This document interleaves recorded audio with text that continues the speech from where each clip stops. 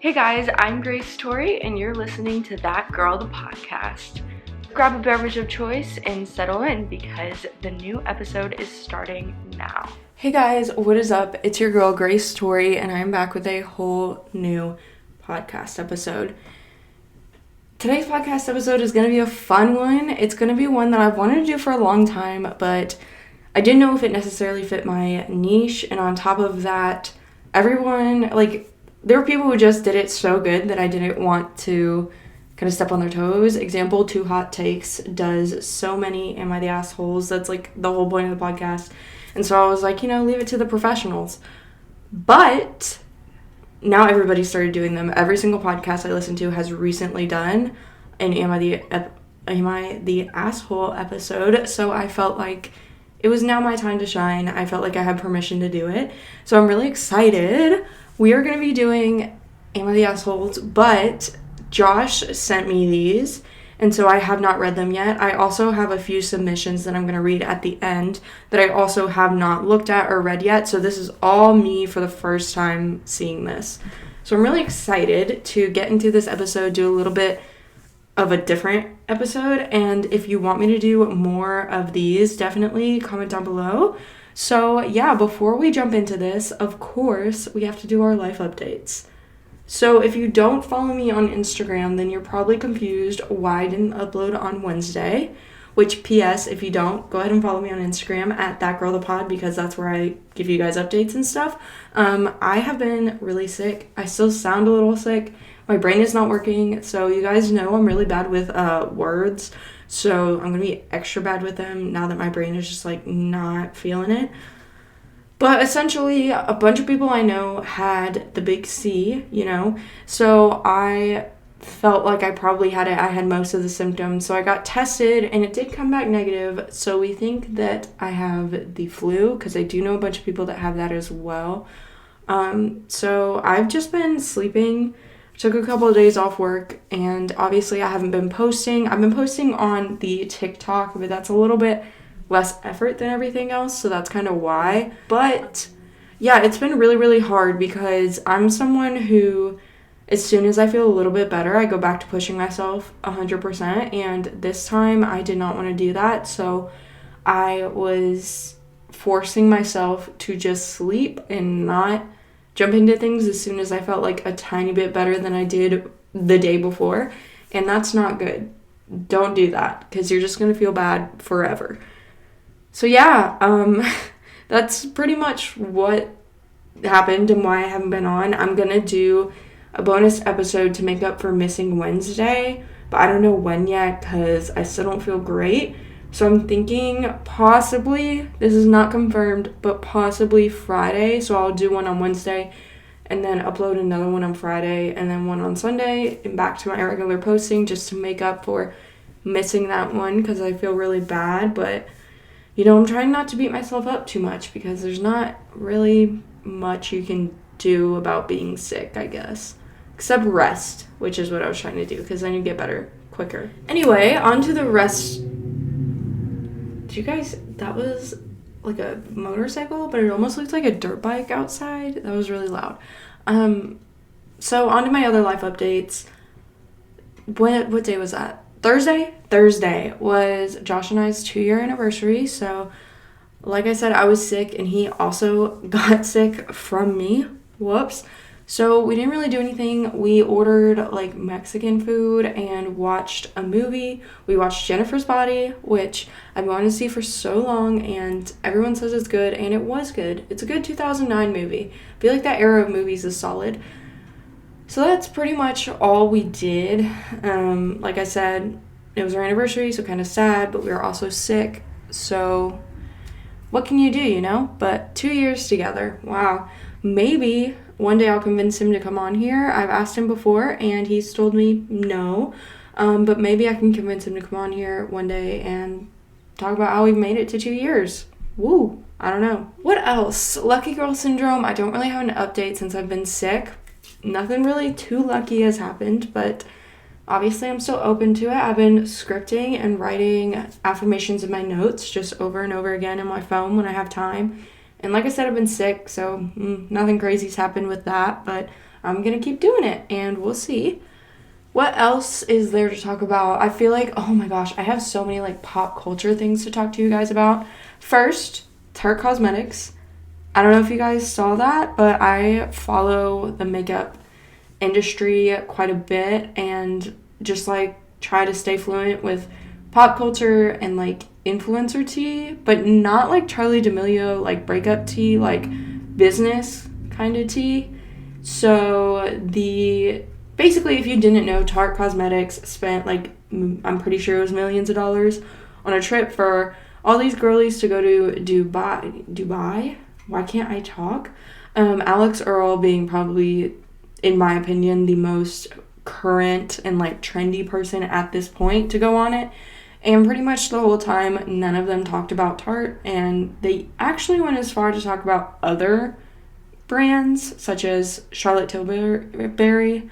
Alex actually did a brand deal with Charlotte Tilbury that went up during the Dubai trip. So they pretty much did not advertise Tarte in any way, shape, or form. And obviously it caused a big deal. Tarte pretty much fired their entire marketing department. So basically, if you're looking for a job in marketing, Tarte's hiring. No, but that was a lot. I want to know your guys' thoughts on that. I think that brand trips are unfortunately not a good idea anymore. I just feel like this generation of like audience that they're trying to reach out to is a lot more conscious of things like jet fuel and just like being relatable. Like being relatable is such a big important thing. And when you put a bunch of girls on planes, they're all of their hotel rooms are like $1,000 a night or more.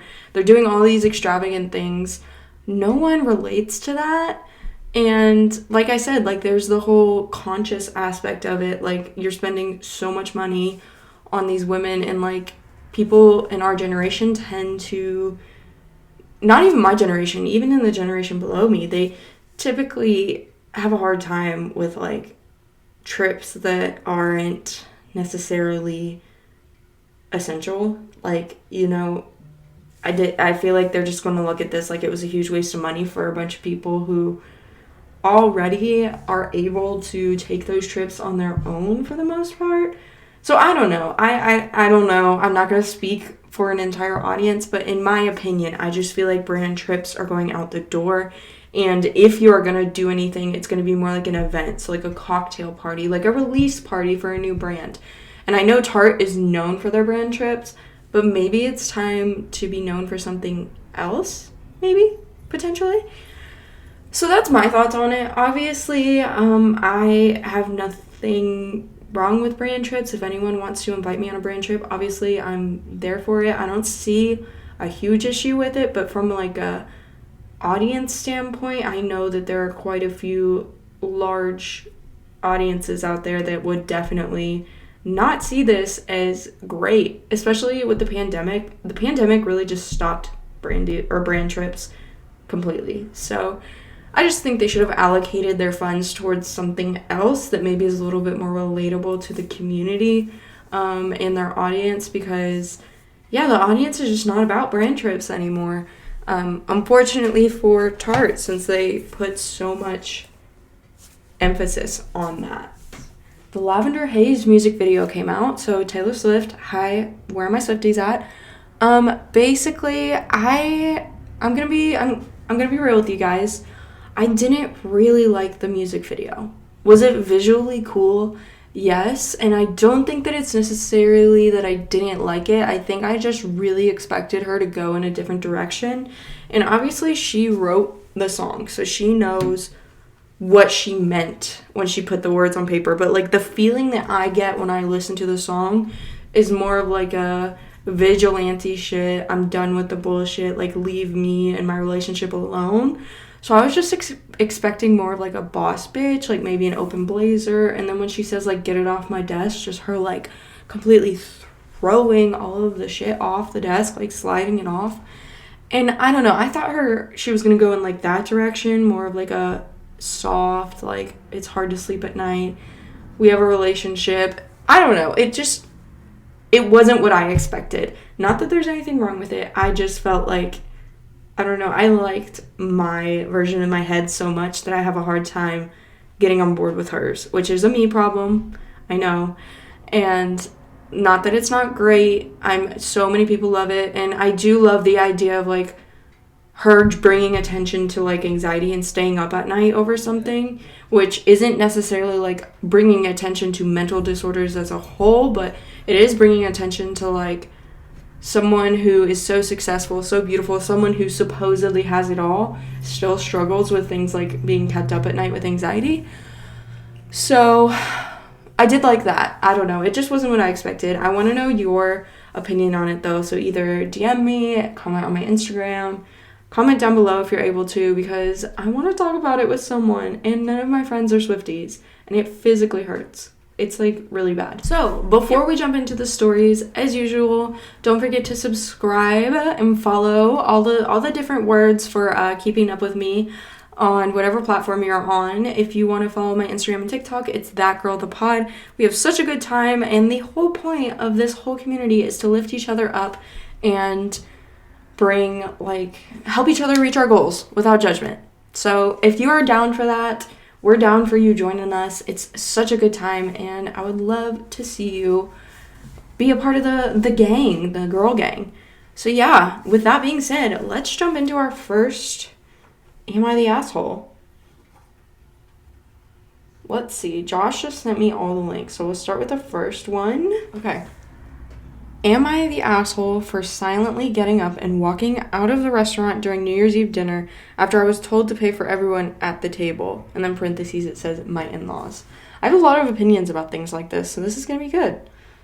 I, female 32, recently inherited a good amount of money from my mom. I keep the money in a separate account as I still haven't decided what to do with it, and I didn't want it to go to waste. I noticed my husband constantly bringing up the inheritance money and making countless suggestions as to how I should spend it. Another thing is that he expects me to pay for nearly everything the past couple of weeks. For New Year's Eve, my husband and I met up with his family at the restaurant to celebrate. It was going fine until I found out that I was expected to pay for everyone at the table. My husband's mom joked about paying for dinner out of my inheritance pocket, quote unquote, which made me livid, but I showed no reaction. Just silently paid for my own food and drinks. Then got up and made the way out of the restaurant. They were shouting after me like a crowd, and my husband tried to get me to come back, but I drove home.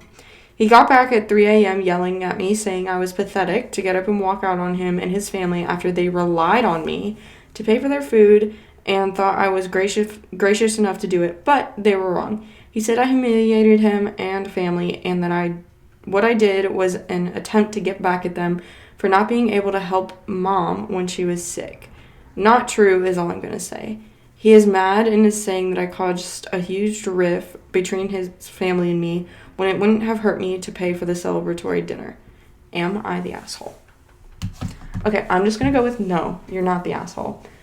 I think that in these situations, if it's a hard topic because, like, you want, like, it's not that one person always pays. Like, the in-laws don't always pay, the kids don't always pay, and I think that, like, when you're younger, your in-laws do typically pay because you don't have as much money, because, like, I'm 23, and how old did she say she was? 32, so I don't know how it works once you're a little bit more established and you have a career, but, like, when you're just starting, typically your in-laws do pay, but I think that when you have that kind of money and your husband didn't even mention to you, like, hey, you're going to pay for this, like, it should have been brought up before, if not by the in-laws, maybe by the husband, because I feel like they're really blindsiding her.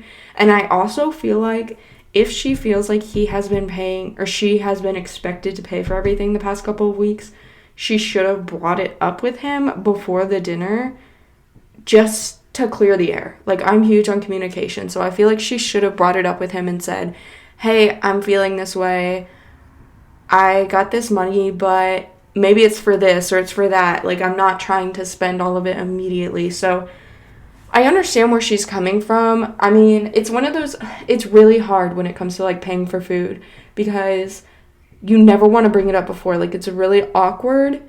And what were they doing before? Like, I think I need more context as to what they were doing before. But I think that it's not her parents. Like, if anything, her husband should be paying, unless they talked about it beforehand. But I wouldn't assume that I was paying because they're not my parents. Like, if I was going out with Josh's parents, we are going out with them and it's like their thing. And I'm kind of the guest. Like, I didn't organize it and invite everybody out. Like, I'm kind of just like the tag along. So I don't know, if it were anyone between the husband and the wife, I think I just thought it would have been the husband that's paying for his parents rather than the wife paying for her in-laws, which is still a thing, like, you know. But also, I think that they just should have talked about it before. That's my opinion, though. Let's read the top comment. So the top comment says, "Not the asshole. Your husband and in-laws are attempting to capitalize on your mother's death." I didn't even bring that up. Keep the inheritance. Ditch the people who think you're a walking ATM. I didn't even talk about that. They're emotionally manipulating her by saying, I didn't really understand it, but like not being able to help when her mom was sick. So it sounds like she's trying to get back at them for them not helping her mom, which I think is just them trying to emotionally manipulate her, which is wrong on all levels. Also, yeah, they are trying, like, your mom died, and it sounds like it was pretty recent. So why would you, yeah, I don't even want to go into that, because, I mean, I've talked about how my mom was really, really sick, and how she has almost died, like, multiple times, and when you're in that headspace, and you don't, like, even just my mom being sick, I shut down. And for anyone to try and, like, take money from you, I can't even, like, I'm speechless here. I can't even put into words that they're just, like, trying to get under her skin. Like, I feel like they should have talked about the money before.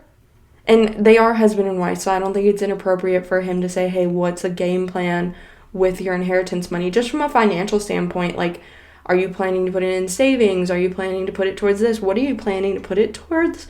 As they are, like, husband and wife. But I don't think it's appropriate for him to assume that she's going to just blow it all, especially on, like, him and his family, when she just recently went through her mom's death and now has the inheritance. But, like, it's kind of like a shitty thing, you know?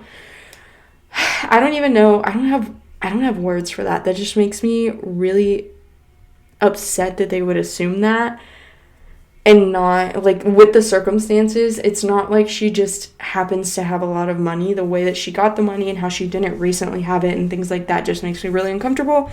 I don't like it. So let me know your thoughts, but we're going to move on to the next one.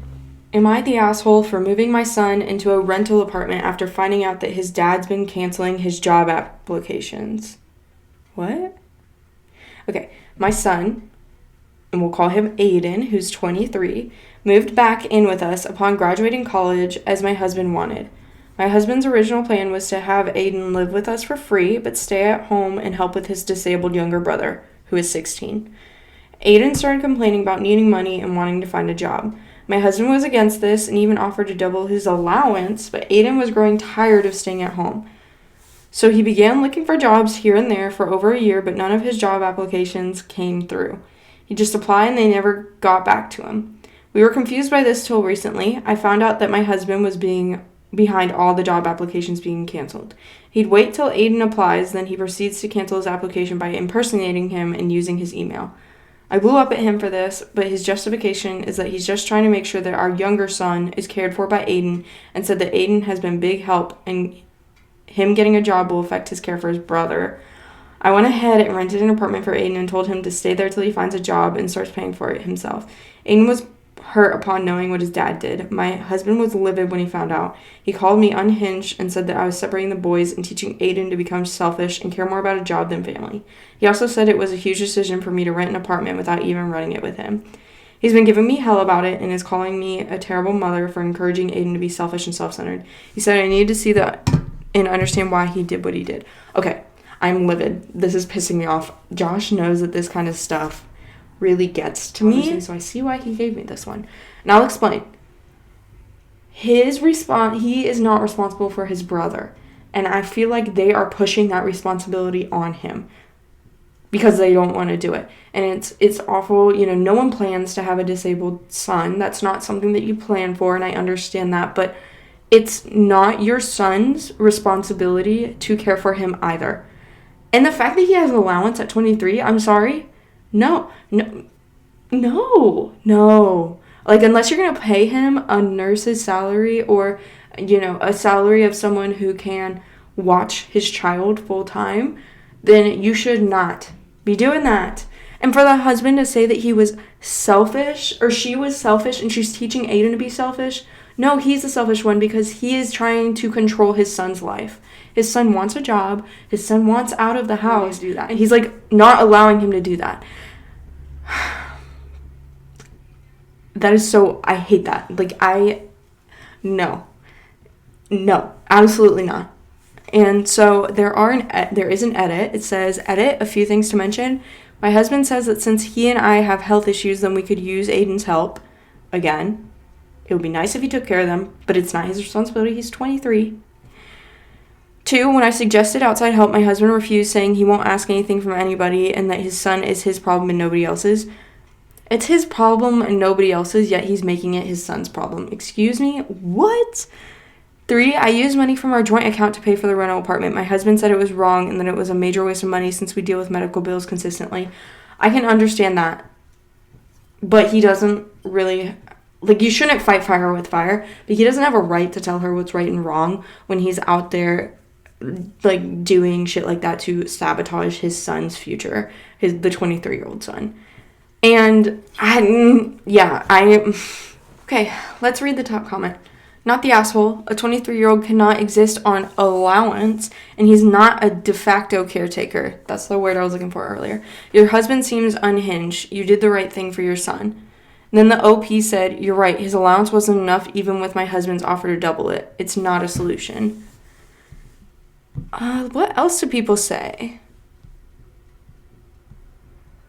Not the asshole. Hopefully Aiden has changed his password and maybe even set up a second secret email for job applications in case Daddy Dearest manages to access the old one in some way. And the OP said he had no idea his dad was doing what he was doing. Otherwise, he would have changed the whole email, not just the password. So, yeah, what is your opinion on this situation? I know that it can go a lot of ways, but yeah, I just don't think that there's a world where it's okay for your 23-year-old to take on your responsibilities of caring for your child. And that's just me. Unless he, like, agreed to it, but it doesn't sound like he did. He was trying to get out, so it doesn't sound like he did. Okay. Next one. This is from 7 hours ago. Ooh. Okay. Am I the asshole for leaving my son's wedding after he denied his stepmom a mother-son dance? Okay. I already have opinions about this. My son, Jordan, is 27. His stepmom, Natalie, came into his life when he was 16. His mom had passed away when he was 13.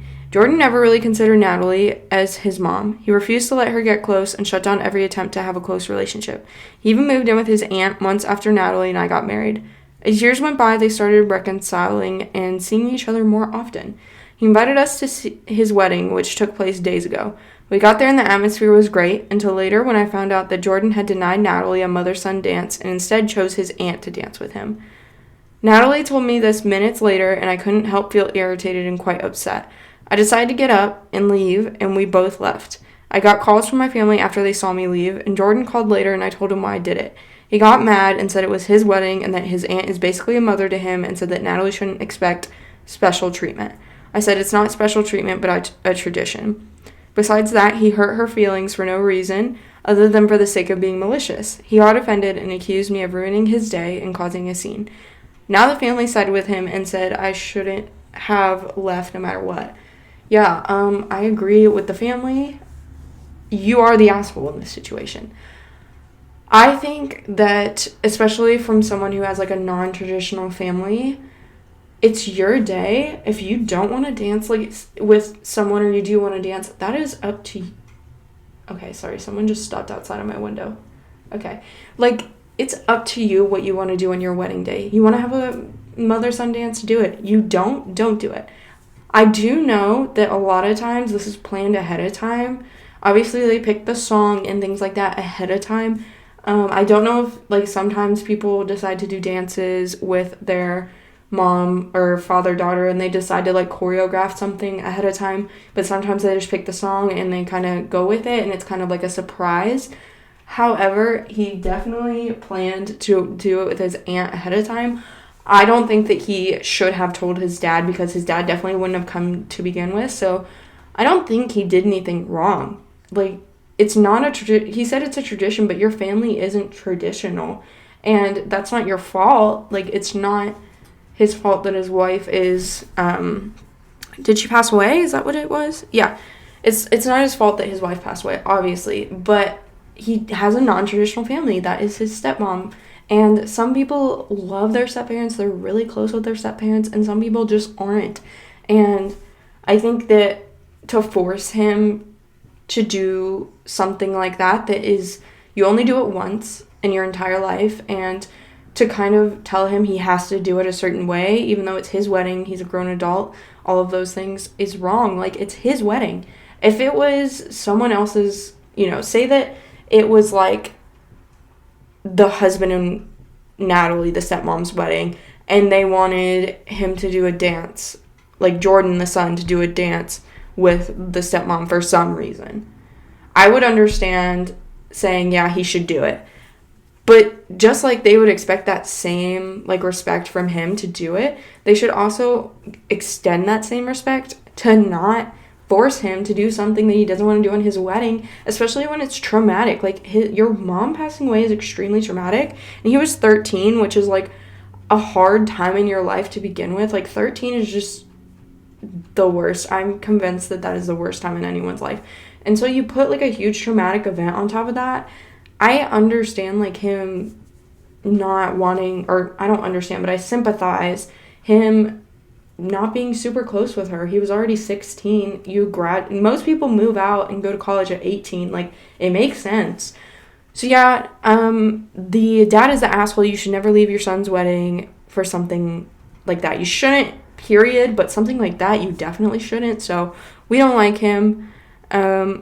This top comment has 2 awards, and it says, wow, you're the asshole. Way to make your son's wedding all about you and your wife. That's what I was saying. You already said that he never considered her his mom, so why in the hell did you expect him to invite her to do something that is traditionally for mothers and sons? For all intents and purposes, his aunt is a hell of a lot more of a mother to him than your wife. You are selfish, entitled people. Disgusting, and you should be ashamed. Damn. Pop off. Someone else said, welp, any progress that his son and wife made in developing any shred of relationship has been flushed down the drain. OP's relationship with his son will never recover what it was.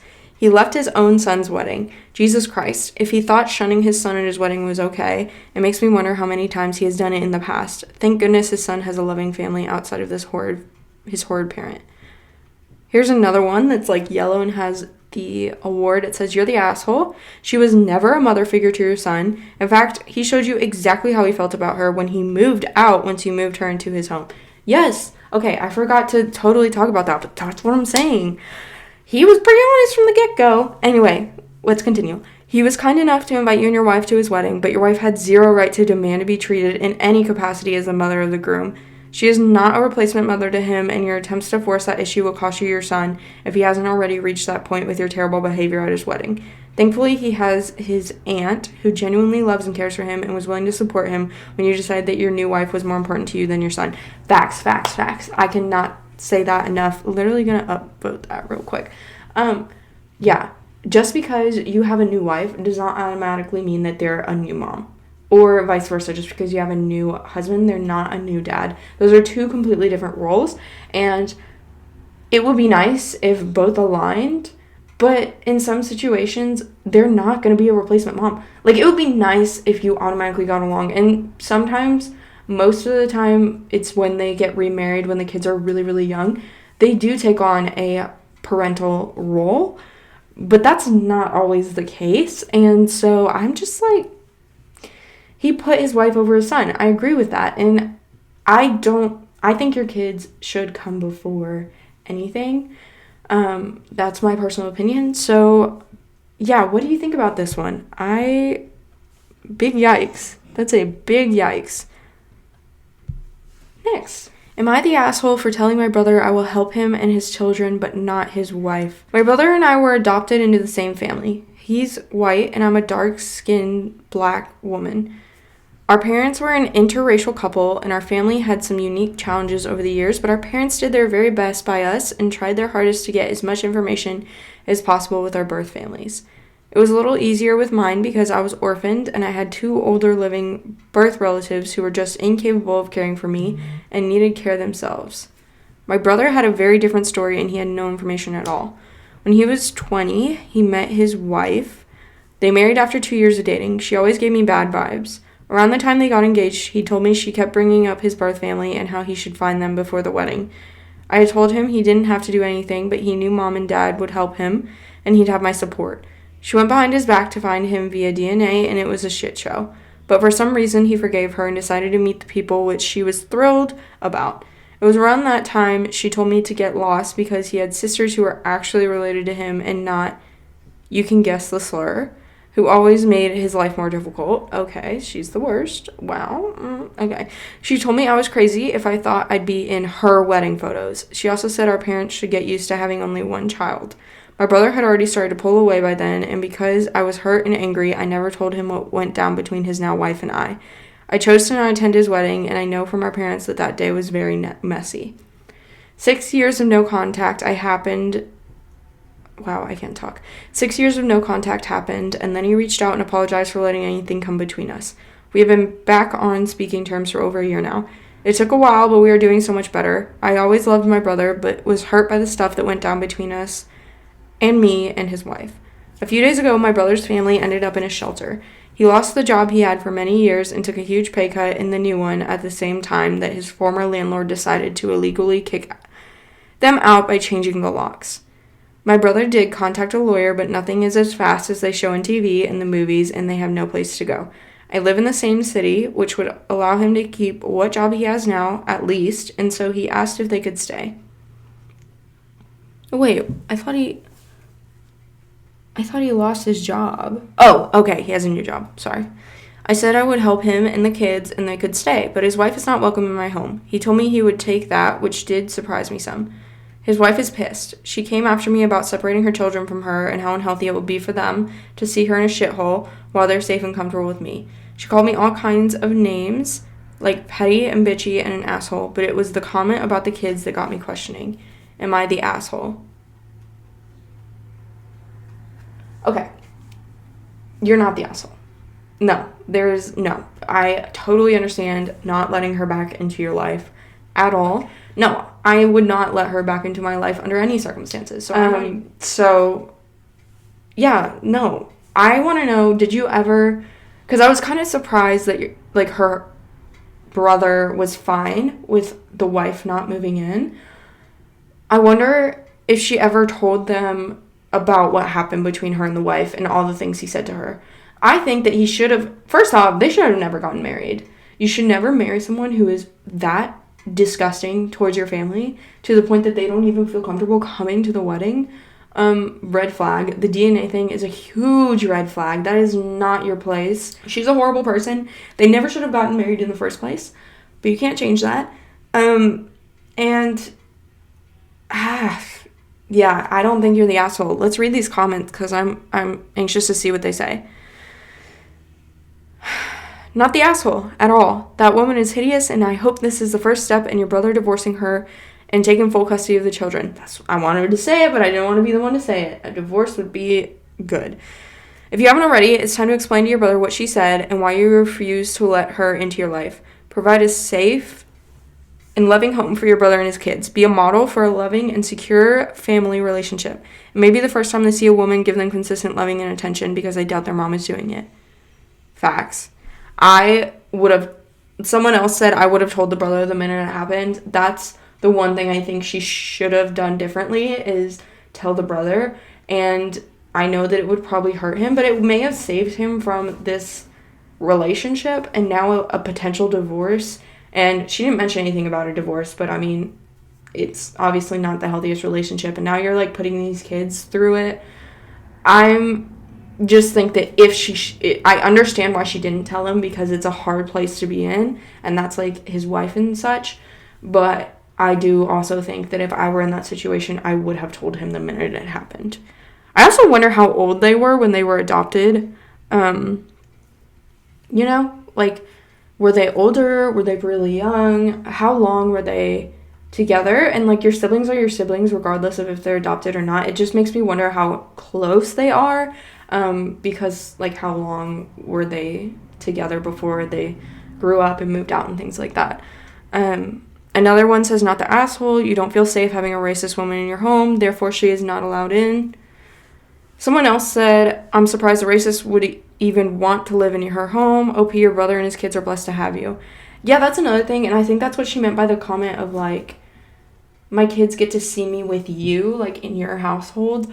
And maybe I took it the wrong way, but I think that she was literally saying, like, your house is, like, not a good place because, like, based on stuff she's previously said, I'm assuming it's because of her race. So, yeah, like, why would she even want to be in the home? I think that the mom is honestly, the mom/wife is not happy about the situation at all and would rather just not be with him, and she's, like, honestly being kind of ungrateful about it, but, like, I understand why she would be mad, but, like, you reap what you sow. So, in conclusion, the wife/mom is the worst, and I kind of want updates on how that goes, like, 6 months from now, what that relationship looks like. Am I the asshole for not taking in my son and his family? Ooh, another taking people in. Let's see. My ex-wife and I adopted our son when he was 6. We had been his foster parents for 3 years, and we wanted to make it official. He met his wife when he was 18. She knew he was adopted, and she thought it would be good for him to get to know his biological parents.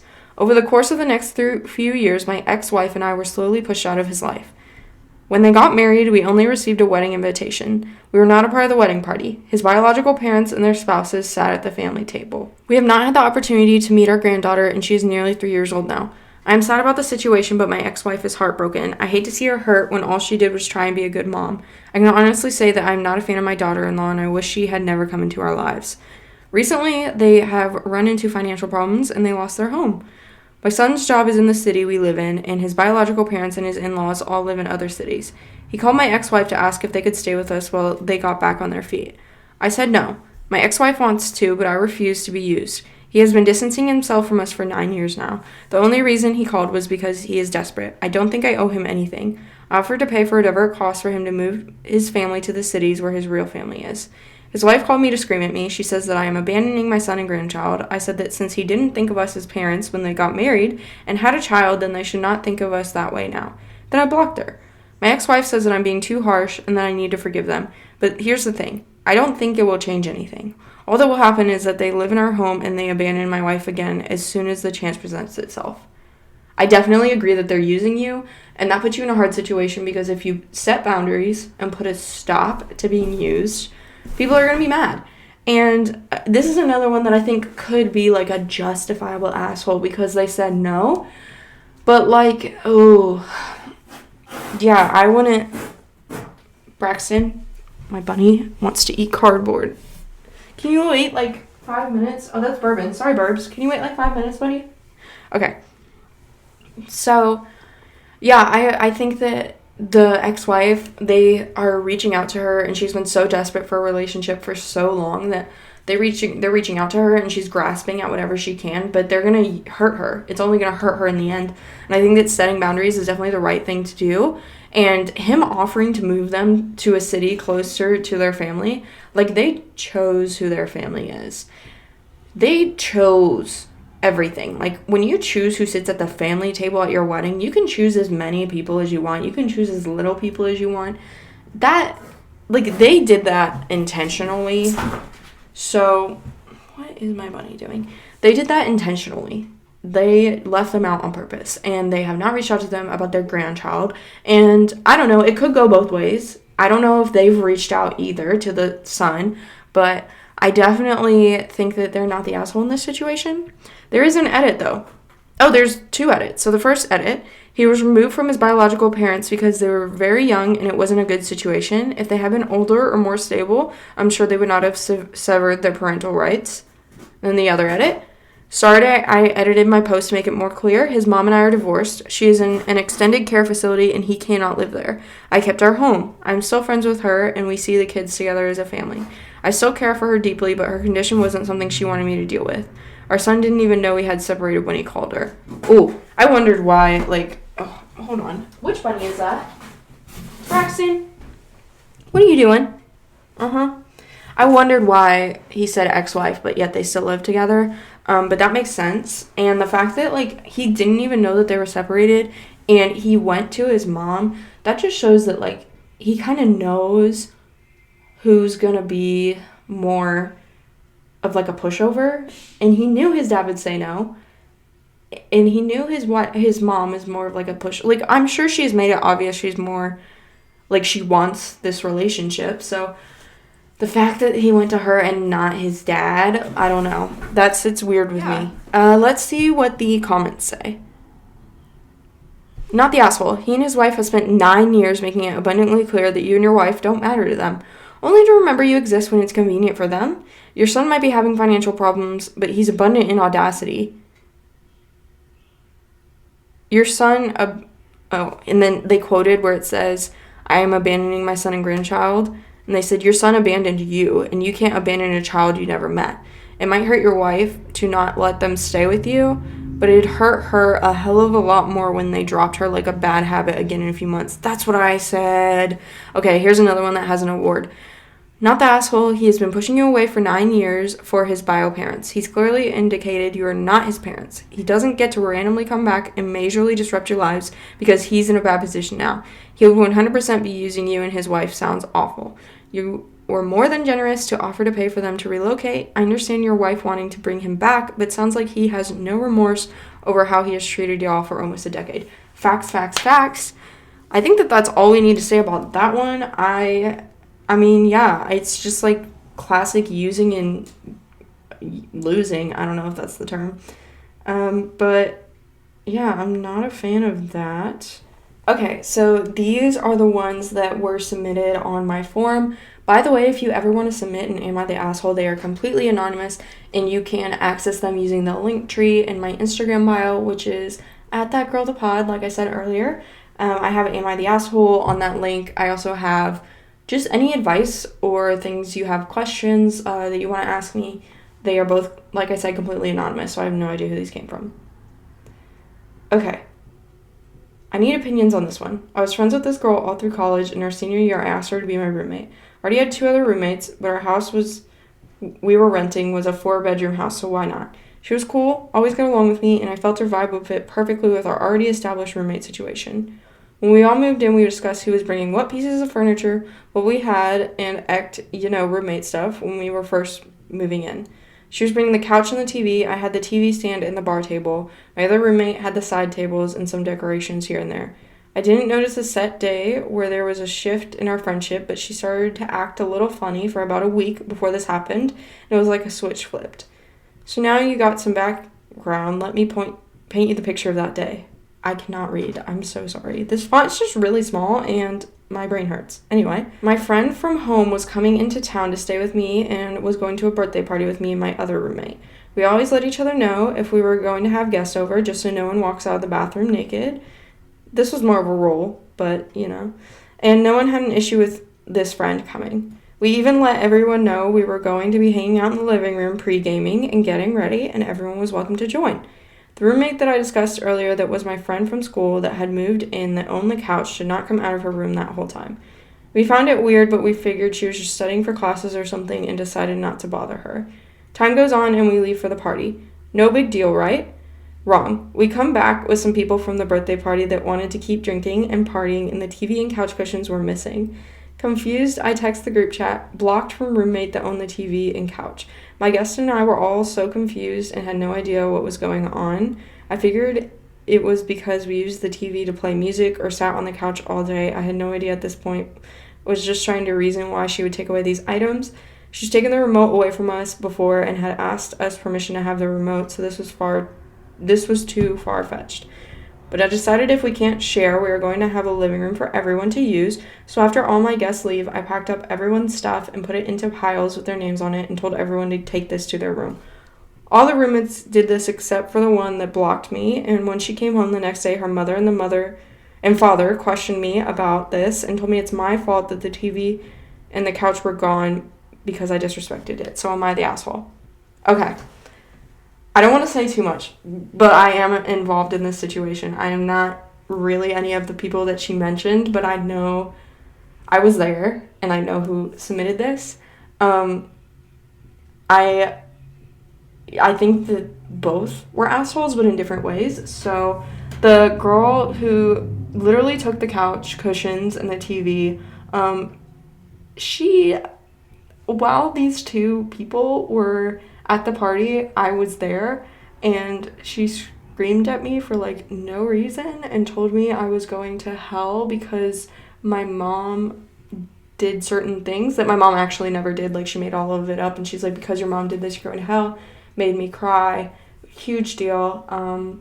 So fun. So I'm not a fan of this person. I don't know what was going on mentally to make her react this way. I don't know why she felt like not me, because I was not there, but the other two disrespected the couch.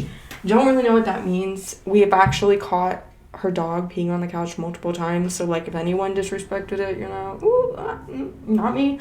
But anywho, yeah, so I do think that the roommate who packed all of our stuff up, I understand where she's coming from. I know she was very, very drunk when she did that, which doesn't make it okay. I think that everyone was an asshole, including myself, for, a few things I said. I tried to keep a good head on my shoulders, but even though I wasn't directly involved, I'm not going to say was the asshole or wasn't the asshole, but I do want to say, I think personally that everyone was the asshole because we all let things get too far instead of just talking it out from the beginning. And I will say I tried to, so I'm going to remove myself from the situation. But both of these girls, and one of them has admitted that they let it get too far before talking it out. So, yeah, I think that both people were the asshole. I think the one who packed up everyone's stuff was less of the asshole because I get it. But I still, yeah. That's my opinion. I'm really curious to know your guys' opinion because I'm obviously, biased, so I don't want to be yes or no, but that's, just girly thoughts that I have. So fun and fresh. I hope that was clarified. I don't know. Here's another one. Okay, so let me get started with some background. My past bestie dated this guy, and they broke up. It was a horrible breakup. It was bad, and it was her first ever real heartbreak, so I totally sympathized with her and stuck with her through thick and thin. A year later, she's dating this new guy, and you can clearly tell he's absolutely obsessed with her and worships the ground she walks on. We moved into a house at our college with a few other girlfriends, and it was awesome. Fast forward a little, one of our roommates started dating the best friend of the ex that we just talked about. And we love best friend of the ex. Let's call him Sam. So Sam one day comes over to the house in the middle of a snow day to see our roommate, his girlfriend. Let's call her Gina. So Gina didn't tell anyone that her boyfriend was coming over, which was totally cool with us. We didn't care. But the ex of our roommate, let's call him Chad, shows up with Sam. My bestie is now in her room with the new boyfriend of a year, door closed, everything, and her ex just walks in. She didn't know, went to the bathroom, and boom, sees Chad. I get a call of her bawling her eyes out. I left the library to come home and see what was going on because she was so hysterical over the phone. I truly had no idea what was going on. I make it inside our house and see Chad and Sam sitting on our couch doing a puzzle with Gina and another roommate. It hit me. I walked into Bestie's room to find her crying to her new boyfriend and telling me she didn't know he was here and she was pissed at Gina. I completely understood her being blindsided and not being told that Chad would come. So we called all the roommates into the room and discussed it. I thought everything was all fine and good when I said that I would tell Chad to leave because he was making my bestie uncomfortable. But I also mentioned it to Bestie that she needs to be a little bit more considerate of her new boyfriend that was sitting at the end of the bed watching her cry over an ex that things had ended with a year ago. I told her that the new boyfriend was amazing and far better than Chad and it was not worth the tears. I felt this was an okay thing to say because I felt bad for the new boyfriend who watched his girlfriend of over a year cry over an ex that didn't deserve the attention. She has not spoken to me since that day, and our friendship was never really the same. Am I the asshole? You're not the asshole. I don't know who the asshole is, because I don't know the specifics of this relationship. So, like, a horrible breakup could mean a lot of things. It could be trauma. It could be... So I understand, like, feeling some type of way, but, like, crying to your new boyfriend about it, like, bestie, usually that means that you're not over him, you know? Yikes. Yeah, don't... And I think that it also comes down to, like, how you emotionally handle things, because I myself am someone who is like, he's not worth the tears. And then I don't cry. Like, I cry a lot. But about things that actually matter like that, I maybe cry, like, once a month. I just, like, get in my feels, and then I kind of cry about everything from the past month. It's, like, a monthly cry. But, like, I am very, he's not worth my tears. He's not worth the attention. Like, I'm so much better than that now. And then I don't cry. Like, I'm just like, oh, fuck that. Like, I'm on to the next. And that's how I choose to see things. And I definitely agree that if there's a new amazing guy in front of you, you don't want, like, why would you... I think another question is, if there was, like, some sort of trauma associated with it, is the new boyfriend understanding of that? Because I understand crying over past trauma and how that affects you. I don't understand crying over a boy that you broke up with over a year ago, if that makes sense. Like, if it's a traumatic experience that you are just like, I just need a minute, I totally get that. I've been there. I've had those moments. I mean, I have an ex that I feel like if I saw him, I would probably cry whether I wanted to or not, because it was very traumatic. But I also think that it wouldn't... You can tell when it's because there's trauma, and you can tell when it's because you miss him. Either way, I think that the Gina should have definitely, like, maybe texted her and given her a thumbs up or heads up. But also, hold on. It's been over a year. I know college.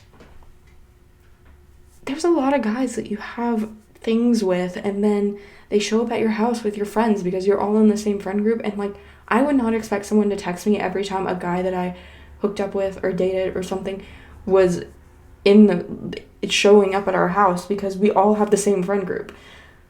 However, I think that, like, if it was something really, really traumatic, probably would expect some sort of heads up. So I don't know. It just depends. I think that the roommate should have said something if it was, like, very traumatic and they know that it still is a sore subject, but it has been over a year. So I don't know. Does time heal all wounds? So I will let you guys put your opinion down low about that one too. College roommates are a wild time. Let me know if I should do an Am I the Asshole that's college roommate themed, because that seems to be my specialty out here. I have my own stories. I have all your stories. I mean, it is a time. Anyway, that is it for this week's episode. I hope you guys enjoyed this. It's a little bit longer. It has a different vibe because we're just doing Am I the Asshole instead of Bourbon. Braxton. Like bunnies. It just has these are Am I the Asshole, so they're more chill, they're more opinion-based rather than, like, deep facts. So let me know if you want me to do more of these. Other than that, thank you so much for watching. Thank you so much for being understanding that I'm sick. Stay tuned for updates. Like I mentioned, you can see all that on my Instagram. The links are down below. I mentioned the handle like 100 times.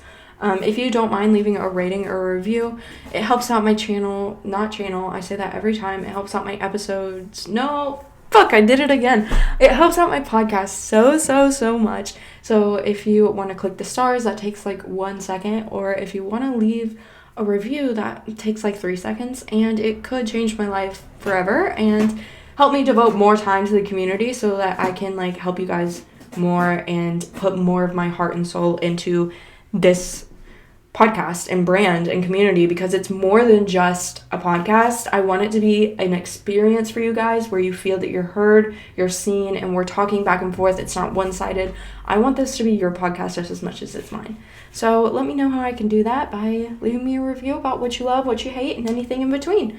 So I think that's it. If you're watching this on Sunday, I hope you have a great Sunday night. If you're watching this on an any other day. Have a great morning, afternoon, or night. I love you so, so, so much, and I'll see you in my next episode. All right, bye, guys.